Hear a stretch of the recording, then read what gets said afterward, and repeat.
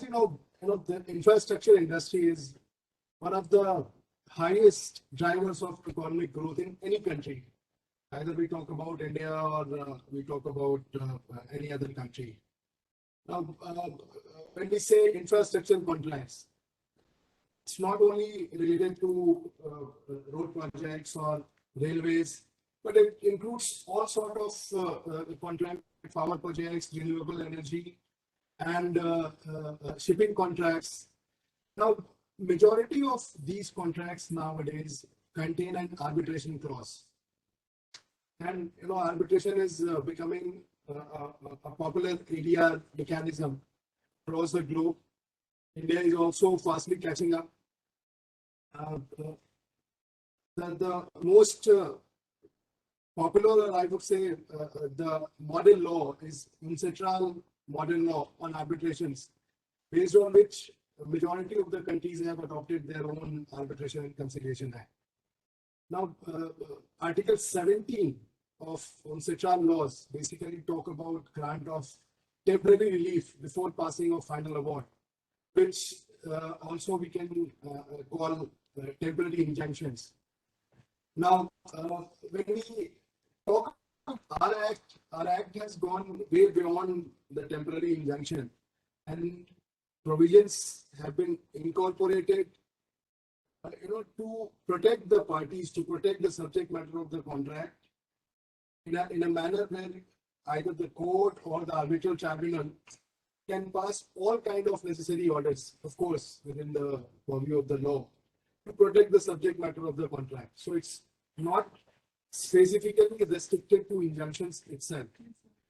Because when we talk about injunctions, it's when we talk about injunctions are basically an order against a party to stop that party from acting in a particular manner, which is in the layman's language we understand as injunction or stay. But as I said, that our act has gone way beyond that and have made necessary provisions where all kinds of orders which are necessary in order to protect the subject matter of the contract can be passed.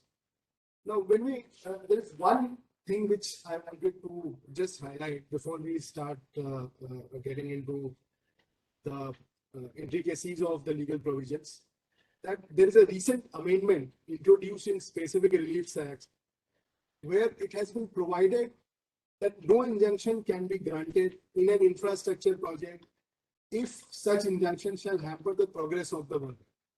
Now, probably this amendment has been brought to stop the unscrupulous litigants who just wish to approach the court and to disturb the progress of the work just with some kind of ulterior motive. Now, with this, as I stated earlier, that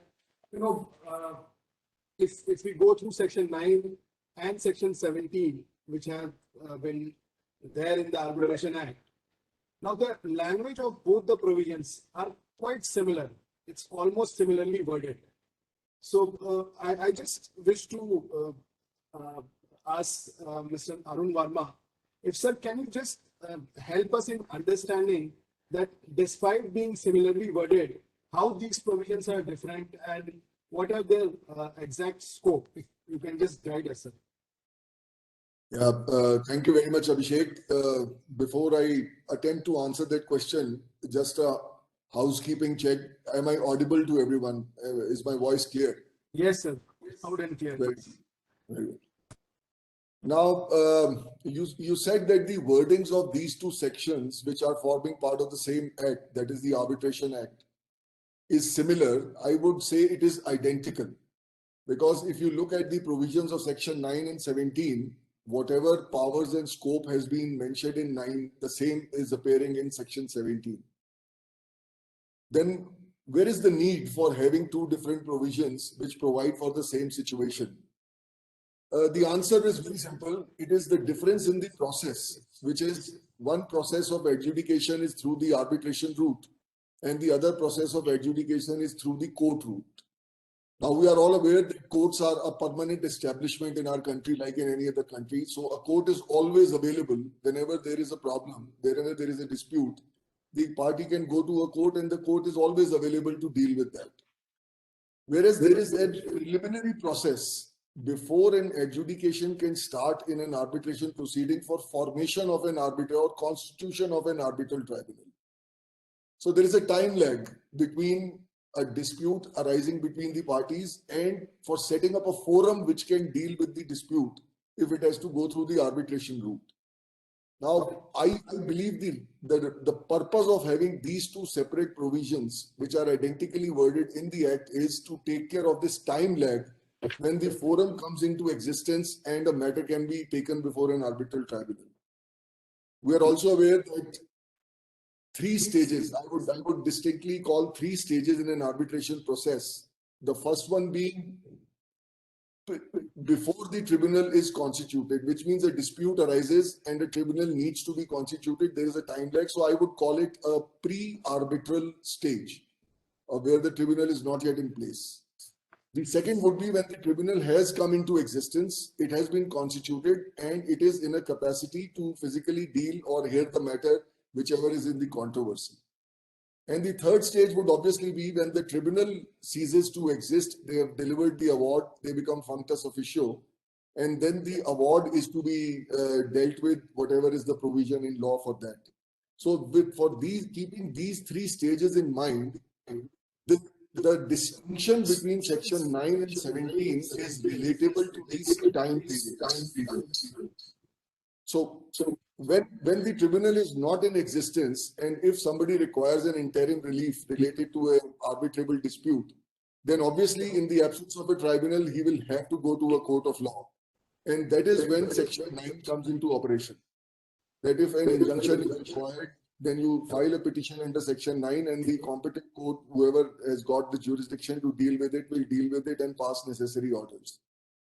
Now, once the tribunal comes into existence and a dispute arises which requires immediate intervention in the form of an interim relief and all, then obviously the tribunal is the right forum or the right place where this request for interim dispute needs to be taken. The third stage, which means then section 17 comes into play, that a similar interim relief that is required would have to go to the tribunal under section 17. The third stage, again, when tribunal is not there, and if something is required, some interim relief is required, like preservation of some property or anything, then again the court comes into play. And then section 9 again takes importance, or that is the only remedy that is available to a party post-award, if I may call that period as the post-arbitral period that I was referring to. Now, there is a fourth situation where the tribunal has been constituted, but there could be circumstances when going before the tribunal may not be the right way out. And then again, section 9 may come into operation, but then that's a different scenario altogether. So from the timing point of view, the distinction between 9 and 17 is more from the constitution of the tribunal or the availability of the tribunal to deal with the disputes.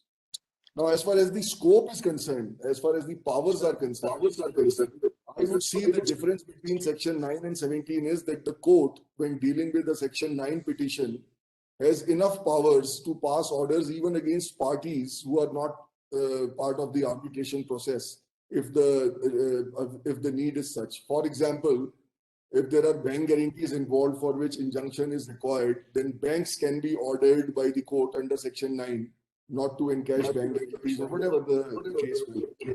Then there could be securing amounts which belongs to one party but are in the hands of third parties, like debts or other things which needs to be secured. The courts can pass them. Latitude may not be available with an arbitral tribunal to pass orders against third parties which are not before it. So that would be the difference in scope as far as 9 and 17 is concerned. Sir, may I just seek one clarification here?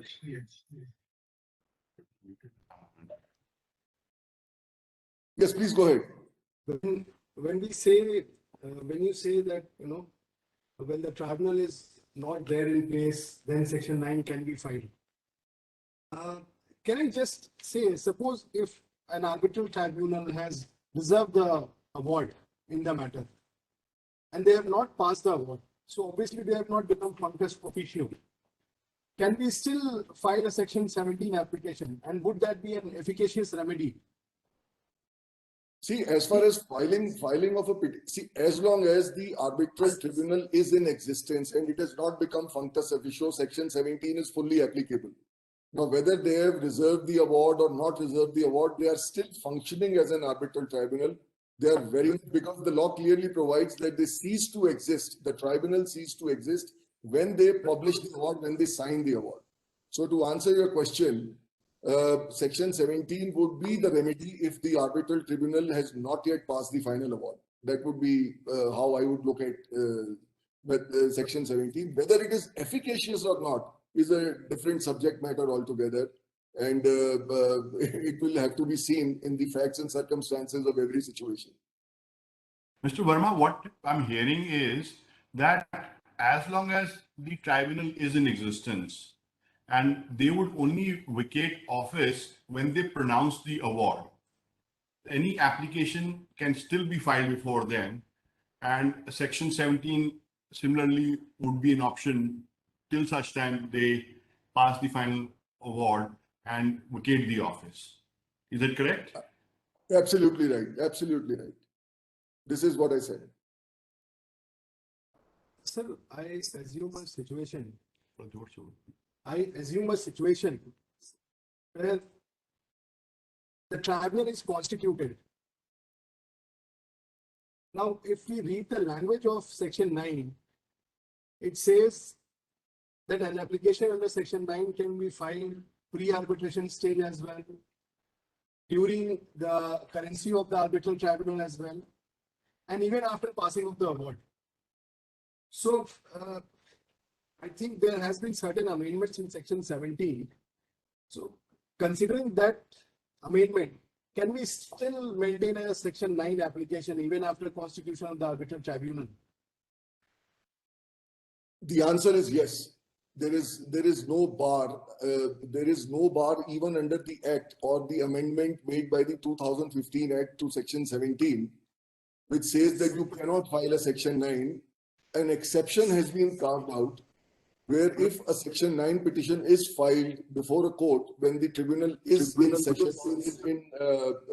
has been constituted, the Act itself provides that if going under section 17 is not an efficacious remedy, or there are situations where the relief that is required or the activity of the tribunal passing the order may not be efficacious in the facts and circumstances, then section 9 petition would definitely be entertained by a court, and whatever orders are required to be passed will be passed.